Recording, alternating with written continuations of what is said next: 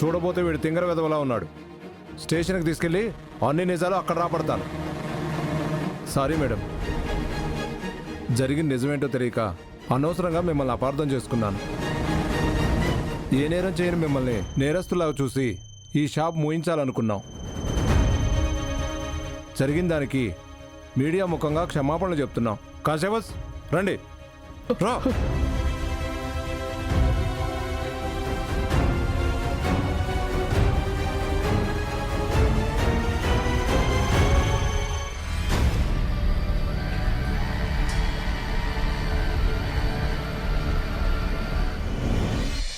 అమ్మయ్యా, మొత్తానికి మన కంపెనీ మీద పడ్డ చెడ్డ పేరు మాసిపోయింది. కొండంత సమస్య తీరిపోయింది. దీనికంతటికీ కారణం నా మనవరాలు మైథిలి. అమ్మమ్మ గారు, ఇందులో నేను చేసింది అంతా నువ్వే చేసావు. నువ్వే గనక తెలివిగా ఆలోచించి ఆ డ్రైవర్ని పట్టుకుని తీసుకుని వచ్చి నిజం చెప్పించుండకపోతే మన మీద పడ్డ నింద ఎప్పటికీ నిందలాగే మిగిలిపోయేది. అదే టైంకి నా గుండె ఆగిపోయేది. అమ్మగారు, నువ్వు కాపాడింది మన కంపెనీ పరువును మాత్రమే కాదు, ఈ జానకమ్మ ప్రాణం కూడా, నా ఆయుష్ కూడా పోసుకొని నిండు 100 ఏళ్లు చల్లగా ఉండమ్మా. అంతా మంచి జరిగింది. కాకపోతే అసలు మన మీద ఈ నింద పడ్డానికి కారణమైన వాడెవడో కనుక్కోలేకపోయాం. చెప్పాను కదమ్మా, మనమంటే గిట్టని వాళ్ళు, మన ఎదుగుదలను చూసి భరించలేని వాళ్ళు ఈ పని చేసుంటారు. అంటే మందాకిని కిషోర్ చేయించాడని మీ అనుమానం? అనుమానం ఏముంది, నిజమే కదా. ఆ యదవకి తప్ప మన బిజినెస్ ని దెబ్బ కొట్టాలన్న ఆలోచన ఇంకెవరికి లేదు, రాదు కూడా. కరెక్టే అంకుల్, మా అనుమానం కూడా అదే. సరే, వాడి లెక్క త్వరలోనే సెటిల్ చేద్దాం. అత్తయ్య గారు, తిరిగి మన షాప్ ఓపెన్ అయింది. మీరింకా ఏం టెన్షన్ పడకండి. ఒక్కసారి ఎంప్లాయీస్కి ధైర్యం చెప్దాం. పదండి. రాత్రిషా,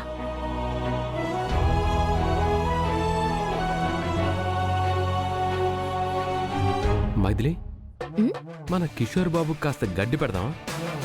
ఖచ్చితంగా ఎండుగడ్డి పచ్చగడ్డి కలిపి మరీ పెడదాం. Welcome back. ఇప్పటి వరకు జానకి రామయ్య గారి స్వీట్ షాపు క్లోజ్ అవుతుందా లేదా అని అందరూ ఉత్కంఠగా ఎదురుచూశారు. చివరికి మైథిలి ఉత్తమ్ రాకతో పోలీసులు ఒక అడుగు వెనక్కి వేశారు. మైథిలి రాకతో కథ మొత్తం తారుమారైంది.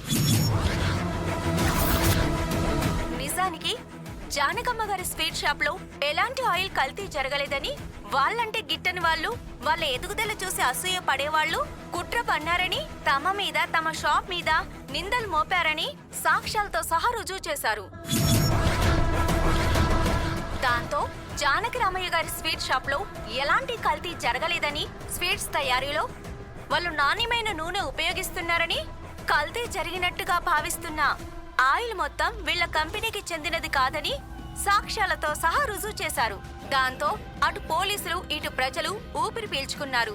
మా కంపెనీ మీద లేనిపోని నిందలు వేసి తమ ప్రతిష్టను దెబ్బతీయడానికే శత్రువులు కుట్ర పన్నారని జానకమ్మ గారు మీడియా ముఖంగా తెలియజేశారు.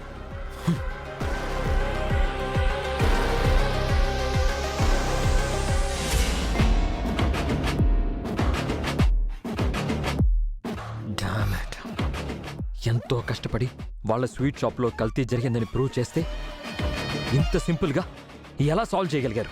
Is it possible? కిషోర్, నేను ముందే చెప్పాను, శత్రువులని తక్కువ అంచనా వేయొద్దు అని. అప్పటికీ ఆ శంకర్గాడు చెప్తూ ఉన్నాడు, మైథిలి సామాన్యురాలు కాదు అని. మనమే వాడి మాటలు లెక్క చేయలేదు. దాని ఫలితంగానే మనకి ఫేవర్గా రావాల్సిన రిజల్ట్ వాళ్ళకి ఫేవర్గా వచ్చింది, వాళ్ళకి నెగిటివ్గా రావాల్సిన రిజల్ట్ మనకి నెగిటివ్గా వచ్చింది. Please stop it dad, please stop it. I can't bear it, I can't bear it. నువ్వు భరించినా భరించకపోయినా నిజం నిజమే కిషోర్. వాళ్ళ కంపెనీ మీద పడ్డ నిందని చాలా సింపుల్గా తొలగించుకున్నారు. సొసైటీలో వాళ్ళ కంపెనీ మీద ఉన్న నమ్మకాన్ని తిరిగి రెట్టింపు చేసుకున్నారు. నో నో, అలా జరగడానికి వీల్లేదు, అలా జరగడానికి వీల్లేదు.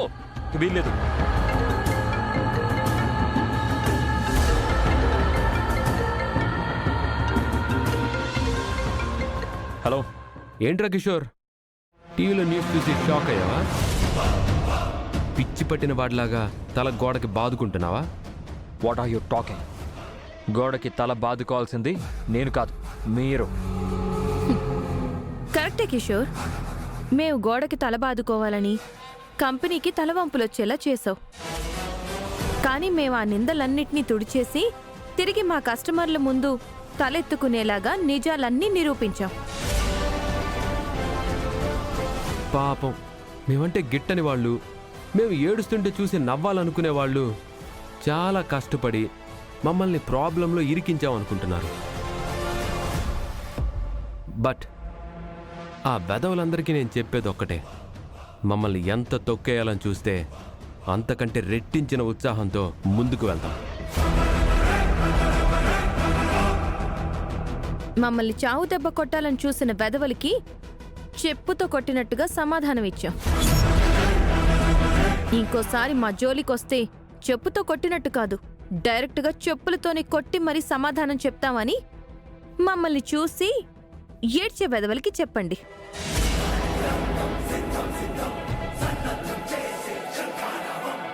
ఓకేనా?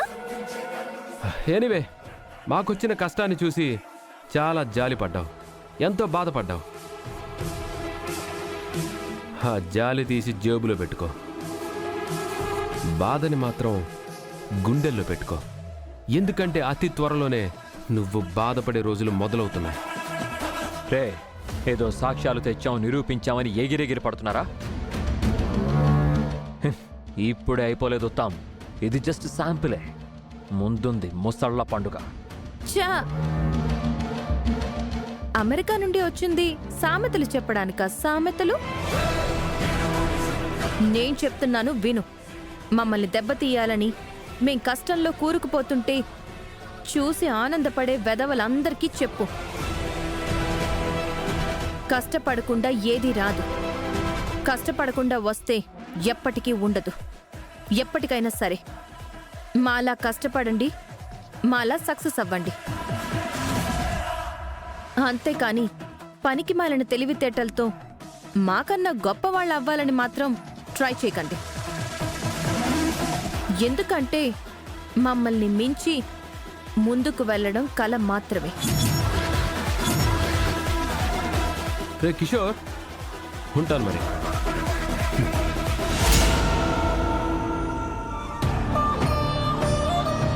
ఎంత పొగరు, ఎంత పొగరు! వాళ్ళని దాటి ముందుకెళ్ళడం కలంట. ఏ, వాళ్ళేమన్నా ఆకాశంలో నుంచి దిగొచ్చారా? నువ్వేం బాధపడకు నాన్నా, ఏదో ఒకసారి గెలిచాం కదా అని ఓవర్ యాక్షన్ చేస్తున్నారు వాళ్ళు. కొట్టాల్సినప్పుడు కొట్టాల్సిన చోట తట్టుకోలేని దెబ్బలు కొడితే గింగిరలు తిరుక్కుంటూ మన కాళ్ళ కిందకొస్తారు. ఎస్ మా, ఇప్పుడేమైంది? ముందు ముందు ఈ కిషోర్ దెబ్బ అంటే ఏంటో రుచి చూపిస్తాను వాళ్ళకి. రుచి చూపిస్తా.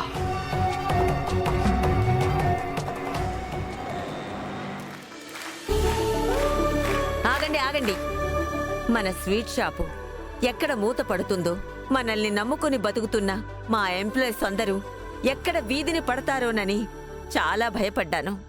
కాని మన భయాల్ని పటాపంచలు చేసినట్టుగా నా మనవరాలు మైథిలి నిజాన్ని నిరూపించి మన స్వీట్ షాప్ మీద పడ్డ నిందని తొలగించింది. ఇక అందరూ ప్రశాంతంగా ఎవరి పనులు వాళ్ళు చేసుకోండి. ఈ క్రెడిట్ అంతా మైథిలి గారిదే మేడం. నా ఒక్కదాందే కాదు, నాకు ధైర్యం చెప్పి నా వెన్నంటూ ఉండి నా ప్రతి అడుగులో అడుగు కలిపి నాకు తోడుగా నిలబడి ఫైట్ చేసిన ఉత్తమ్ గారికి కూడా ఈ క్రెడిట్ దక్కుతుంది. ఏది ఏమైనా ఇంట్లో ఇంతమంది ఉండి కూడా జరిగిన దానికి బాధపడ్డామే కాని నిజాన్ని నిరూపించడానికి ఒక్క అడుగు కూడా ముందుకు వేయలేకపోయాం. మేం చేయలేకపోయిన పనిని మా ఇంటి కోడలుగా సాధించి మలినేని కుటుంబం గర్వపడేలా చేశావు. సమాజంలో తల ఎత్తుకునేలా చేశావు. దానికి మేము మనస్ఫూర్తిగా మన ఎంప్లాయీస్ అందరి ముందు అభినందిస్తున్నాము.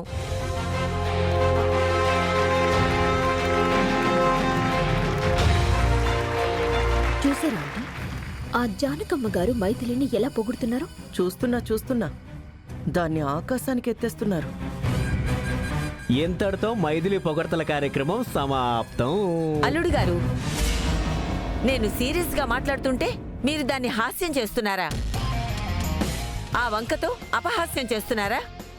అయ్యో లేదత్తయ్య గారు, అందరూ మన ఎంప్లాయీస్ కదా, సరదాగా ఏదో ఆట విడుపులు. అయినా ఉత్తంతో కలిసి మైథిలి కూడా బిజినెస్ చూసుకుంటుందన్న ఉద్దేశంతోనే మేమందరం కూడా సైలెంట్గా ఉన్నాం. ఈ మాత్రం సాక్ష్యం మేము తీసుకురాలేవా ఏంటి? అవును, ఇప్పుడేమైనా శత్రువులతో యుద్ధం చేసిందా? ఎవరు చేయలేని ఏదైనా సాహసం చేసిందా? ఏదో జస్ట్ ఆయిల్ డబ్బాలు మార్చిన వాడిని పట్టుకొచ్చింది. ఈ మాత్రం దానికే మునగ చెట్టెక్కించాలా? అమ్మ పెట్టనివ్వదు, అడుక్కు తినివ్వదు అన్నట్టుగా ఉన్నాయి నీ మాటలు. మనం ఎలాగో ఏమీ చేయలేకపోయాం. కనీసం చేసిన వాళ్ళనైనా అభినందిస్తే మనకి సంస్కారం ఉంది అనుకుంటారు, లేదంటే కుసంస్కారులు అనుకుంటారు. కరెక్ట్ గా చెప్పావు. సరే, ఇప్పటికే ఆలస్యమైంది, మీరు వెళ్ళి మీ పనులు చూసుకోండి. అమ్మా మైథిలి, వెళ్దాం పదా, రా.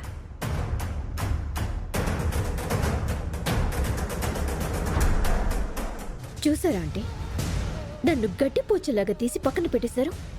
చూస్తున్నా మా అత్తయ్య గారు మైథిలిని నెత్తికెక్కించుకోవడం, నా కొడుకేమో పెళ్ళాన్ని ఆకాశానికి ఎత్తేయడం అన్నీ చూస్తున్నా. దించుతా.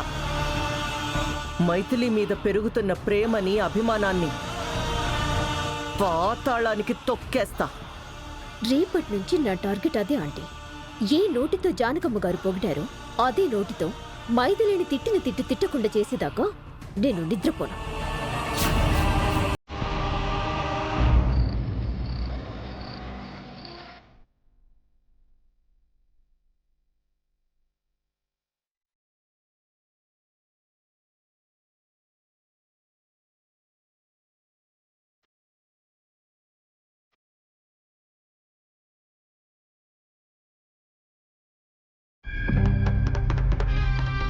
ఆంటీ, మీ అబ్బాయిని మీ కోడలి గారు ఏ రేంజ్లో ట్రాప్ చేసిందో తెలియాలి అంటే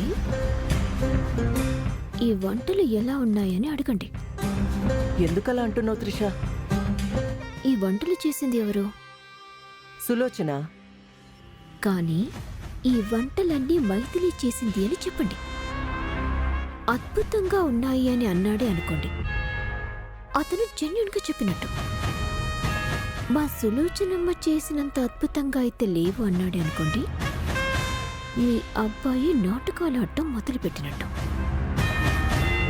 నిజమే, నీ ఐడియా బాగుంది. ఇప్పుడే అడుగుతానుండు. ఉత్తమ్, ఏంటమ్మా ఈరోజు వంటలు ఎలా ఉన్నాయి? వంటలా? చాలు. అమ్మో, ఇప్పటికే అమ్మలందరూ మైథిలి మీద ఫుల్ కోపంతో ఉన్నారు. పైగా నా మీద కూడా అలుగుతున్నారు. ముందుగా ఈ వంటలు ఎవరు చేశారో తెలుసుకొని ఆ తర్వాత సమాధానం చెప్పాలి. అన్నట్టు ఈ వంటలన్నీ ఎవరు చేశారమ్మా? అది ఇంకెవరు నాన్న, మీ ఆవిడే చేసింది. ఇదేంటి, వంట చేసింది సులోచన అత్తయ్య అయితే సుహాసిని అత్తయ్య నా పేరు చెప్పారు. మమ్మల్ని ఏదో ఇరికించడానికి ప్లాన్ చేసినట్టున్నారు. అనుకున్నాను. ఈ కూరలన్నీ చప్పగా ఉన్నప్పుడే అనుకున్నాను ఈ వంటలన్నీ మా సులోచనమ్మ చేయలేదని, మైథిలియే చేసుంటుందని. నిజంగా సులోచనమ్మే చేసుంటే అద్భుతంగా ఉండేది. అమ్మ చేయలేదు కాబట్టే ఇలా ఉప్పు లేకుండా చప్పగా ఉన్నాయి. పెద్దగా రుచేం లేవమ్మా. అదే మా సులోచనమ్మ చేసుంటే అబ్బబ్బబ్బబ్బా లొట్టలేసుకొని మరీ తింటాం.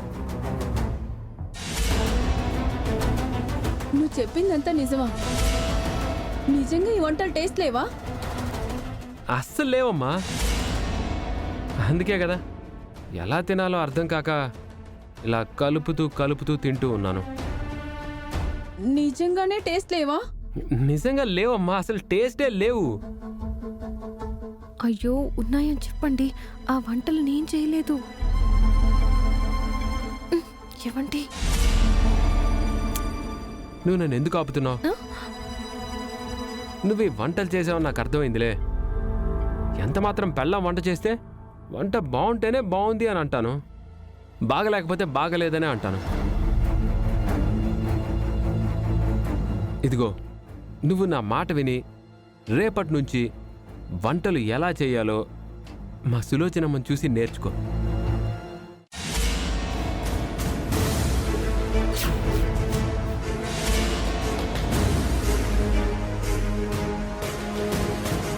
ఎందుకమ్మా ఏడుస్తున్నావు? నిన్ను పొగిడేసరికి ఆనందంతో ఆనంద బాష్పాలు వచ్చాయా? నోర్ముయిరా, ఈ వంటలన్నీ చేసింది నీ పెళ్ళం కాదు. మరి సులోచన. సులోచనమ్మా? అవునరా, నేనే నీ కోసం కష్టపడి ఈ వంటలన్నీ చేస్తే ఉప్పు లేదు చప్పగా ఉన్నాయంటావా? నాకు నాకు వంట చేయడం చేత కాదంటావా? అమ్మా అమ్మా, నా మాట వినమ్మా. అమ్మా అమ్మా. అత్తయ్య గారు, వంట చేసింది సులోచన అత్తయ్య అయితే నా పేరెందుకు చెప్పారు?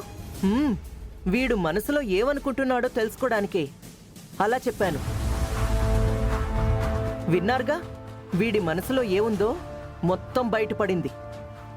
మనసులో ఉంది బయటపడ్డావేంటమ్మా? అవునరా, నీ పెళ్ళం వండిన వంటలు అద్భుతంగా ఉన్నాయి అని నువ్వు చెప్తే అది విని మేము కుళ్ళుకుంటామని, టేస్ట్ బాగాలేదని నాటకాలాడావు.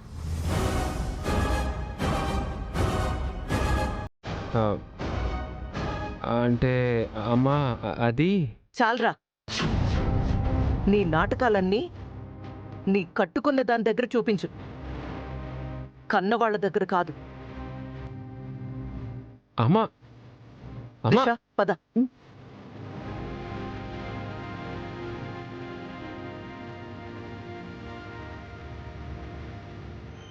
ఏంటి మైథిలి ఇలా అయిపోయింది?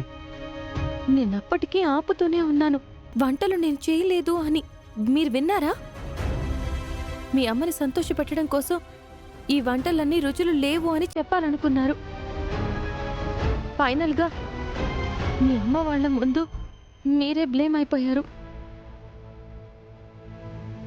ఇక నుంచైనా అబద్ధాలు చెప్పడం మానేసి నిజాలు చెప్పడం నేర్చుకోండి. చా, అప్పటికి నువ్వు చెప్తూనే ఉన్నావు, నేను విన్నానా? లేదే, ఓవర్ యాక్షన్ చేసి దొరికిపోయాను. సర్లేండి, పాపం సులోచన అత్తయ్య బాధపడుతూ ఉంటారు. వెళ్ళి సర్ది చెప్దాం పదండి. పద.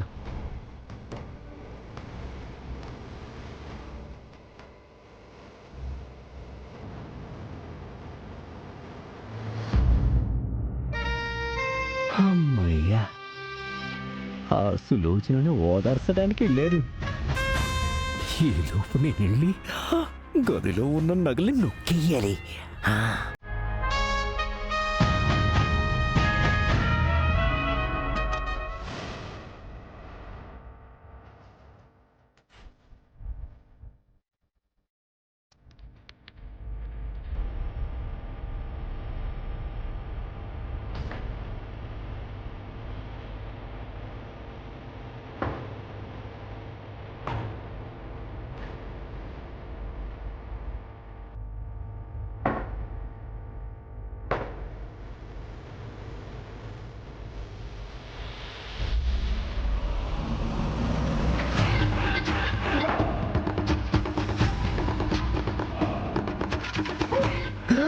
అయ్య బాబోయ్, ఎన్ని నగలే! ఈ నగలన్నీ అమ్మేశామంటే ఎంచక్క ఒక సంవత్సరం పాటు ఫుల్గా ప్యాకెట్ ఆడేసుకోవచ్చు. పబ్బులకి క్లబ్బులకి తిరగచ్చు, ఫుల్గా ఎంజాయ్ చేసేయచ్చు.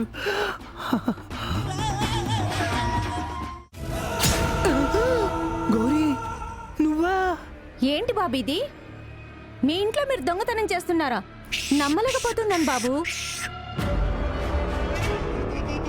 చూడు గౌరీ, ఈ నగలన్నీ దొంగతనం చేసింది ఎందుకోసం అనుకుంటున్నా? పేకట ఆడడానికి, పబ్కి క్లబ్కి తిరగడానికి, అంతే కదా బాబు? చిచ్చి, అందుకోసం కాదు. మరి ఈ నగలన్నీ నీకివ్వడానికి. నాకా? నీ అందమైన మెడ బోసుగా కనపడుతుంటే చూసి తట్టుకోలేకపోతున్నాను. నా గుండె లబలబా కొట్టేసుకుంటున్నాది. ఏంటి బాబు, నా మెడ అందంగా ఉంటుందా? ఒక్క నిమిషం ఆగు.